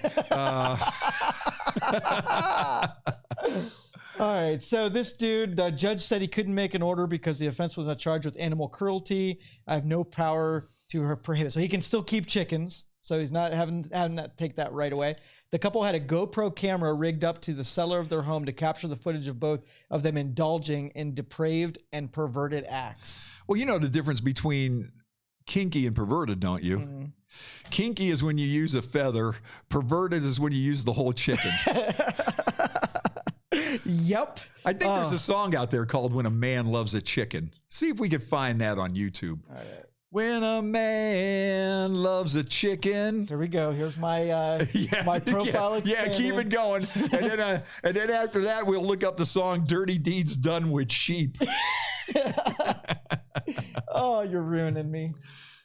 Oh, here it is. When a man loves a chicken. Let's see this one here. Hope we don't get knocked off our podcast with this one for playing When a Man Loves a Chicken. When a man loves a chicken. Beautiful. Can't keep his Listen to that voice. Stay in the barn for the good thing he's found. Staying in the barn for the good thing he found. He can't see it. Oh. She can't do no wrong. Rhode Island Red is his best friend. He can't put her down. I don't think you recover from a show like this. I don't. When a man loves a chicken. Spend his very last dime buying her fresh corn down at the grain and feed. Spends his last dime buying her. Yeah. Sleep out in the cool. Yep. If she said that's the way it's got to be. When a man loves a chicken. Oh, what a great song there, man. So bad. When a man loves a chicken. Florida man in the news here. Another story about Florida man here. A Florida man was mauled by a black leopard after paying the owner of a private animal sanctuary for a full contact experience with the rare cat. Hello, Florida man. Are you kidding me? Hey, that's a pretty cool panther you have in there. Can I just jump in the cage with them? Dude, and you can't even blame the cat. The guy was too stupid to be living, honestly. Do you ever see the guy that got eaten by a bear? Like he lived amongst the bear and then he finally got eaten? Yeah. You knew that was a foregone conclusion, right? Right. It was going to happen. Yeah, Florida man was mauled by a black leopard. The man had to go undergo several surgeries. It was okay. You paid the guy $150 to play with the leopard and rub its belly. Look, I just want to go in there. It's probably the chicken man. It's probably the same guy with the chicken. And he's decided, hey, you know what? There's a panther. And hey, I noticed you have that panther in your cage back. I wonder if this was on Craigslist. You have this panther back there. Yeah, the chicken's not going to kill you, though. The panther's going to rip you open. I'll give you $150 if you just let me jump in the cage and rub his belly. Rub the panther's belly. The animal charged Turner once he walked into the cage. One of Turner's ears was ripped apart and his scalp was hanging from his head.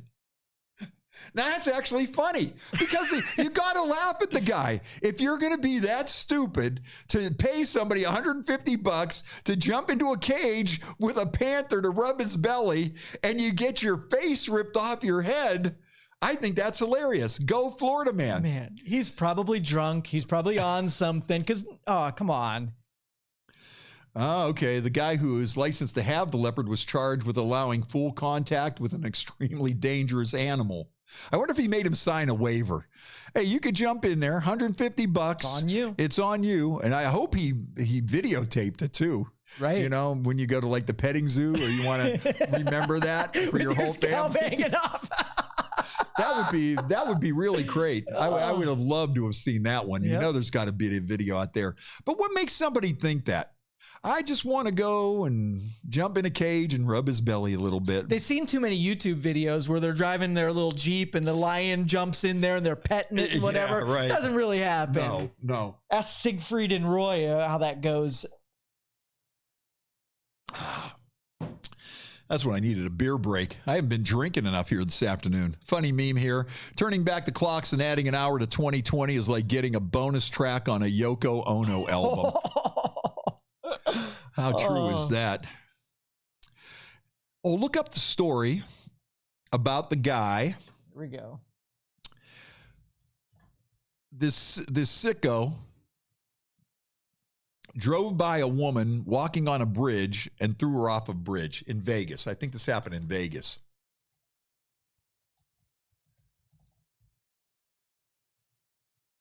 Because I don't want to give away the ending. No, that's not the one. Maybe it happened in Vegas.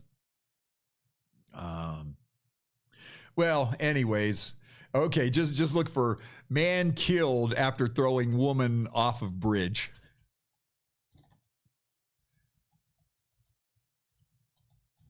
Yeah, I just can't wait to see your browser when you get done here. You're going to be getting all kinds of interesting emails. Fort Worth? No, no. Look up. I think it might have been on the New York Post, so you know. Maybe they're blocking it. They don't want us to see that story because it came from the New York Post.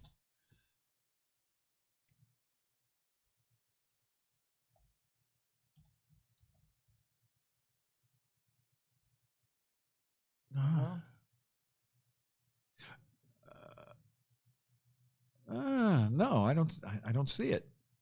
Maybe it wasn't in Vegas. Oh, okay. Yeah, there we go. Vegas passenger shoves cyclist to her death. This is a good one right here. All right, look at this guy. A man randomly shoved a Las Vegas cyclist to her death from the window of a minivan, only to have the minivan go out of control and he got killed. Wow. He tumbled out the window and skidded on the asphalt for about 150 feet before hitting a traffic light, which instantly killed him. How sweet is this? This dick is driving down the road and he pushes somebody on a bicycle to their death. He leans out of the minivan and pushes her. She gets killed. Next thing you know, he falls out of the window and dies a violent death after rolling 150 feet down the highway and then blasting into a light pole. How sweet is that? That is karma instant. Oh, don't you love that? Oh, heck yeah. Those are my kind of stories. Yeah, there. Saved all the court stuff and the jail stuff. Exactly. And too bad that everything doesn't happen like that. Right. Too bad things don't happen like that all the time. Hey, I got to say hi to Vinny Stiles. Vinny, good fisherman out on Lake Milton and a Bud Light drinker. He loves his Bud Light. Dilly. Tammy checking in with us here this afternoon. Good to hear from Tammy. Pistol Pete Rossi checking in. My buddy Brian. Yeah, PJ and Vike just going back and forth. Still going, huh? Yeah. Queen Bitch checking in here today. John Patterson. Jeff Kinnaman checking in with us today. Billy Barth in the house here today. John. Chris Rattini. Chris always has some good stories. You know what? We might have to do a phoner with my buddy Chris Rattini because he has an interesting story. His dad was on the Edmund Fitzgerald, not when it sunk, but his dad was I guess merchant marine or whatever. And his dad was a sailor on the Edmund Fitzgerald, and he was out to sea when Chris was born, and the first time his dad held him in his arms was on the Edmund Fitzgerald in Cleveland. Thank you for calling Collins Studios host How and cool call is that? screener That's line. neat. Please So enter maybe your we show have Chris number and press come on there pound. and talk about that just for a little bit, because that I thought that was a pretty cool story, because we are coming up on the anniversary of the sinking of the Edmund Fitzgerald. Enter your 6-digit PIN number. Oh, yeah. I think I'm going to take a little beer break here. Regroup. Welcome, host. I mean, you are now in the host You're just room throwing and can down manage your so much callers from quality the Collins stuff here Studio today. web It's just interface. like gotta- one story after another. You got to pause every once in a while, yeah, let it build up a little for more bit. alcohol. That's what I need. This is something here I really want to check out. Hopefully we could play this one from mine here. They got a big Frank Zappa documentary coming out that really looks interesting. And Frank Zappa was just such a creative force. And a lot of people thought he was really out there because he was on drugs or whatever. He was anti-drug.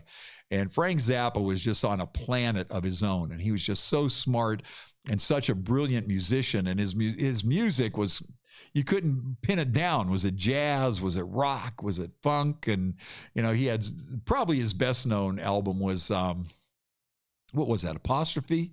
I think it was called Apostrophe.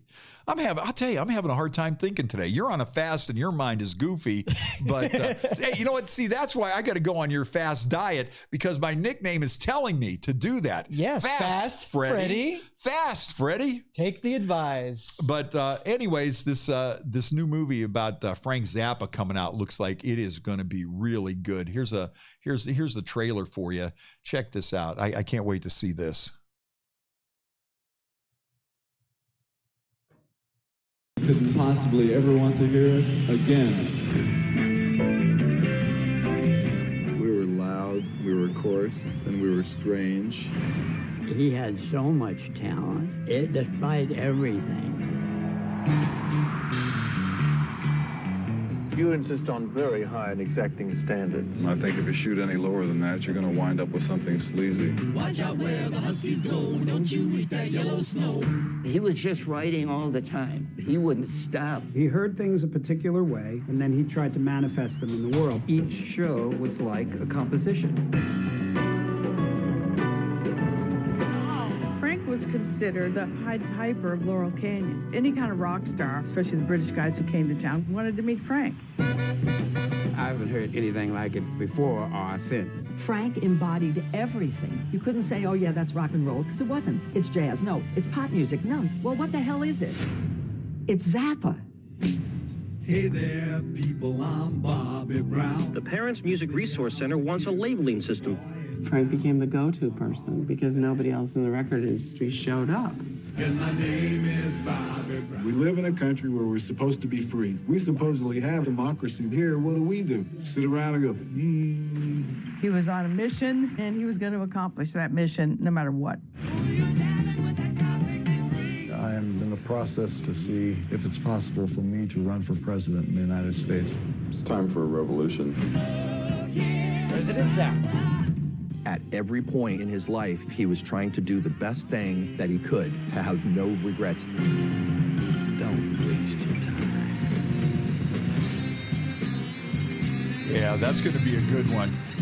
When that one comes out, that is definitely going to be a good one. The Frank Zappa documentary. Frank Zappa was just such an amazing character, man. I love Frank Zappa. I love his music.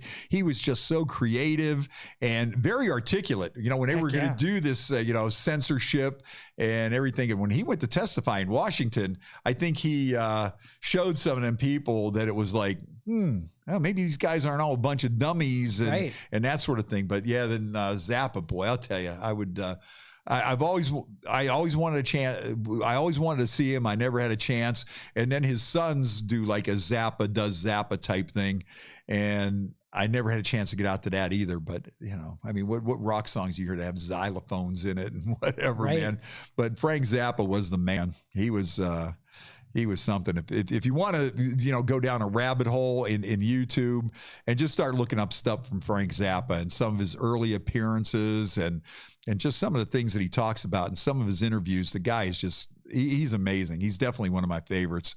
And the one he talks about, the record industry. And if you look up the one that Frank Zappa, his comments about the record industry and how it's changed for the worst and how it used to be and why it worked when it did, it's just incredible. He is just such a interesting character. There's some artists that appeal to sort of like the academic crowd. Like, you know, they say that, you know, Jim Morrison had that depth where he was intelligent. Tupac even, that they give him credit Bob for. Dylan. Yeah, Bob Dylan is definitely one. You know, I mean, he won the Nobel Peace Prize, or what did he win for, you know, literature? Yeah, the Nobel Peace Prize for literature. And I think that's, some people miss the point on a lot of these guys out there. And I always talk about Bruce Springsteen because I know, you know, some people that, you know, want to call him a communist and, you know, I mean, he is hated by the right. They just absolutely hate Bruce Springsteen. But when you look at his lyrics and what he writes, and when you listen to his interviews about what inspires him and his creative process, it's really deep. You know, it's just not some guy scribbling out some words or whatever. Not some pop songs singing about whatever. There's a lot of substance to this guy. You know, instead of somebody just typing out the guy's a jerk or the guy's a commie or whatever. Yeah, and I don't know if half of the stuff is like drug induced or they were just like on that level. No, yeah. Well, you look at like Frank Zappa, nothing drug induced with Frank Zappa. Bruce Springsteen, another one. He's not really a druggie. Now, of course, Bob Dylan. I mean, he smoked weed. He's the guy. And it was an acid era too, yeah, so probably that. Yeah, I wouldn't be surprised. He's the guy that turned the Beatles on to smoking weed. And yeah, so you had that kind of stuff going around. But I mean, some of these songs that some of these people write, if you are a fan of music and if you're really a fan of like lyrics as literature, as some of this stuff is, that's why that's probably the biggest thing with Bob Dylan is he was more of a poet, and his songs were just a lot deeper than your standard, you know, the Tin Pan Alley, Moon and June, and listeners would read some mean into the lyrics even if they weren't there. They were Floyd a ton, right? You know? Right. And when you just start looking at his lyrics, even reading them as poetry, but I mean, do people really read poetry today? Right. Are there any real poets out there today? Rap is about as close as you get, and that's hardly, you know. I wonder if there are like new books of poetry out there. I don't even know. You know, maybe I'm missing a whole world out there. Maybe I have to expand and, you know, who are like the poet laureates of the 21st century? Famous poets of the 21st century. Yeah, I mean, know. do people even read it? No, we don't do books anymore. Yeah, you don't read books anymore, so who knows? Hey, Donnie Santarelli checking in. We should get Donnie Santarelli in here one day to talk about his days with his band Rudy Kazudi. They were a good band back in the day. They used to play all over the place. I think he posted something the other day of some of the places that Rudy Kazudi was playing. I'm trying to think of where they were. I thought I had a couple other things on here, but we're almost done. Who do we got coming up in the shows in the next couple of weeks? Well, who can we look forward I am working on Casey Malone. Okay, good. That's going to be fun. Eric Ryan from the Covelli Center. I'm working on him. Mike Mad Dog Adams. I definitely got to hook up with the Mad Dog. That's going to be a lot of fun. And he has so many good stories and all the years of him playing at Put-in-Bay, and guy played at the Roundhouse in Put-in-Bay for 40 years. Dang. Can you imagine that? And I mean, his life, if I could be somebody, I would be Mad Dog, because, you know, that's like his gig, and, you know, and just, he likes to travel a lot. And I just like the guy all the way around. Yep. Interesting character, interesting cat, been around. And I love talking to him. And another one that I think is going to be a really good show is my buddy Norm Nardini. Norm, I love him. He's the black sheep, uncrowned king of Pittsburgh rock. And Norm does like a 2-hour thing on Facebook every Friday night from 7 till 9. And it's just him talking, and he reads song lyrics and he plays, and it's really good. It's really good. I was surprised. He said, yeah, I'll come on the podcast with you. We'll probably end up doing him on a phone line, whatever, because some of us old farts, we can't figure out that Zoom and everything. It's easier to call me on the rotary dial phone and I'll talk to you. But I mean, I really enjoy watching his Friday night thing, because he's just so entertaining and he's such a character and he's got great stories and he's got charisma. And, you know, same with Mad Dog. He's another one. You know, I like these guys because they're just flat out entertainers. They are flat out entertainers and they're really good at what they do. And Mad Dog, every once in a while, he does a Friday night thing he calls Perch Church. And, you know, he tells some stories and drinks some Jack and, just plays his guitar. Guy. Yeah. I mean, both of those guys, I can't wait to get on. I think those will be two of our, those will be stellar shows, I hope. And I think when Casey comes on, and maybe we drag Chris Patrick along with her, I think that one will be, that one will be a good one too. That'll be a lot of fun. Let me tell you about Tuesday. You don't even know about this, so I'm going to announce to everybody, including you. So, you know, we got John Ciccatelli. He's going to come on and talk about the movie that's releasing next week in November. He's bringing along Leo Mancini with him, who starred in the movie, which is Boom Boom Mancini's son. So he's going to be here with John Ciccatelli from Los Angeles. Yep. Okay. Yeah, that'll be a lot of fun. So we're going to do that on Tuesday. Oh, here's one. I saw they we're talking about Donnie Santarelli checking in, and he was in the band Rudy Kazudi.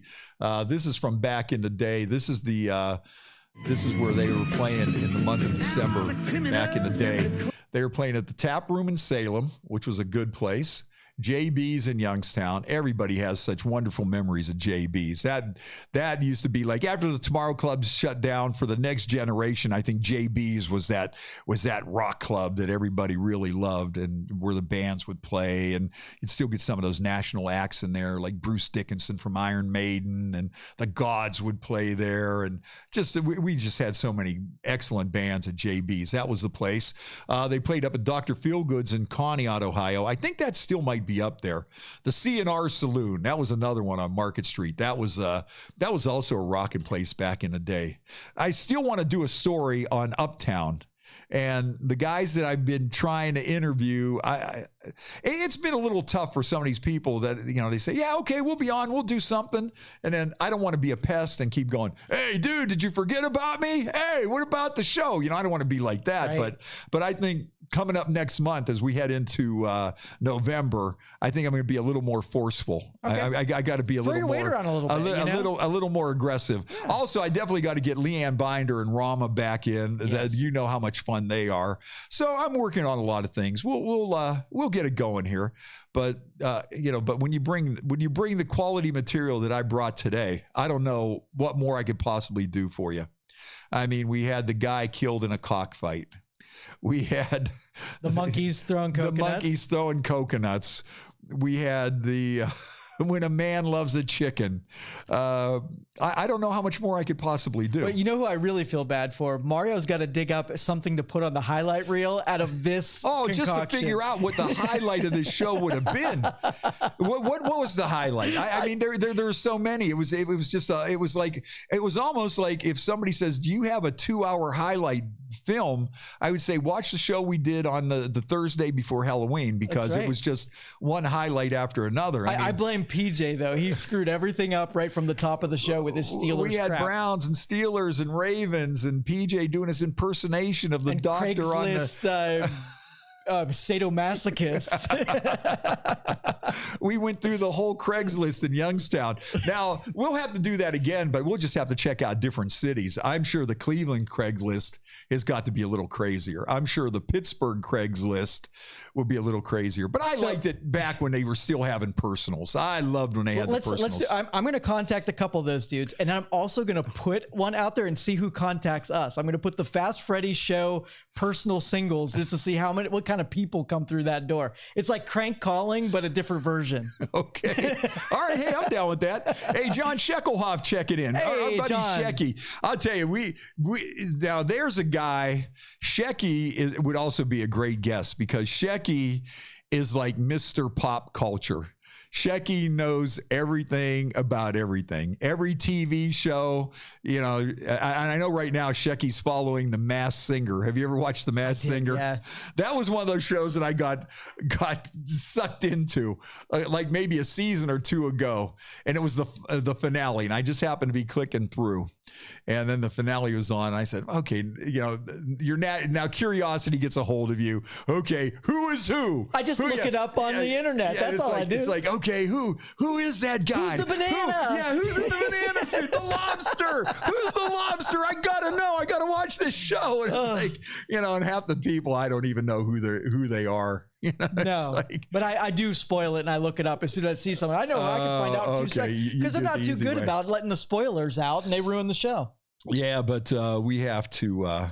We should get Shek on because he's got so many insights. He's the best. You know? So Shek, if you know how to do Zoom, we'll get you on the program. We'll put video up and all that kind of stuff. See if you're game. Oh, there we go. Yeah, it'd be great to have Shek on talking about all his stuff, especially depth of knowledge for pop culture. He's got it made. And when he was on with Verb, Shek always added a lot to that show. He really did. Hey, my buddy Russ is checking in.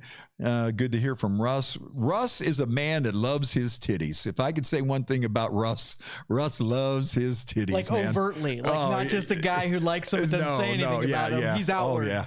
Oh yeah, I like following him on his Facebook page. He's always got all kinds of stuff on there, and he's also in the running. Paul Senior from Orange County Choppers. They have a contest out there right now, and a lot of my friends are in on this. And if you vote, if they get enough votes, then he'll build a custom bike for them. So Russ is one of the people on there. My buddy Crazy, who checked in earlier, he's in there. So there's a lot of people out there trying to get enough votes to get this custom made bike. So sweet. Yeah, we'll see what happens. We got about 5-6 guys from Youngstown in there. So if Russ wins, that's cool. And my buddy John Simpkins checking in. John always has some interesting stuff too. All of your friends do. I haven't met anybody who had no stories that came through John this door. John was always telling me about the Freakers Ball that goes on in Cleveland. I don't think they're doing it this year. Maybe they are, but they do all that S&M stuff there, and people dress up and all kinds of leather and whips and the whole 9 yards. And he's always inviting me to go, and I've never had a chance to go. But I don't know if they're doing it this year or not, but that would even be a good one to talk to the organizers of that one and what's involved. And is it like a fetish kind of thing? Oh yeah, expo? Not fetish? Like it is. It is. Yeah, oh yeah, and they're into all that kind of stuff. So I'll have to check on that. I think there's an adult expo that's in Cleveland as well. I hear that when it comes around town, but I don't know that. I don't think they're doing it this year either. Yeah, the Freakers Ball, that's the one that you really want to check out. So I guess that's it. I have nothing else. I mean, I gave it all. I left it all on the table, man. Right. I left it all on the field. Mario. I left it all on the field. Mario, you don't even have to do a clip of the best of this show, because this show was solid from the minute I sat down here to right here to the end. So I don't know what more I could tell you. He's spent. I'm leaving it on the field. I have nothing left. We'll turn it over to Morris Ray. We'll come back on Tuesday. We'll continue working on all our guests, and everybody have a good Halloween. Oh, by the way, if you're looking for a Halloween party, Saturday night, I will be at Tangier in Struthers. Come on out, 7 to 10. We rock the house. It should be a lot of fun. We'll be playing all kinds of Halloween songs, all your favorites. That's another thing I wanted to talk about today. I didn't even get my Halloween playlist in, but I'll run through some of them that you should probably have in there. Monster Hash by The Toys is a great one. That's one of my favorites. And of course, Ghostbusters, Thriller, anything from Rob Zombie, Living Dead Girl, everything from Alice Cooper, Feed My Frankenstein, Bella the Dwight D. Fry, Witchy Woman, Black Magic Woman, Superstition, all those great songs. So happy Halloween, everybody. And we'll see you Tuesday. We'll turn back the clocks, or no, we fall behind. Yeah. Turn back the clock. So when we finish next time, it'll be dark outside. It will. Oh, that blows. All right. Thanks, Mario. Thanks, Joe.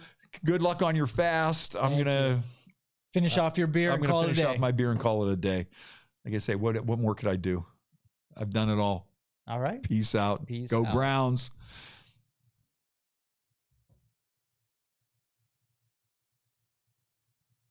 Thank you for listening to this show on Youngstown Studio.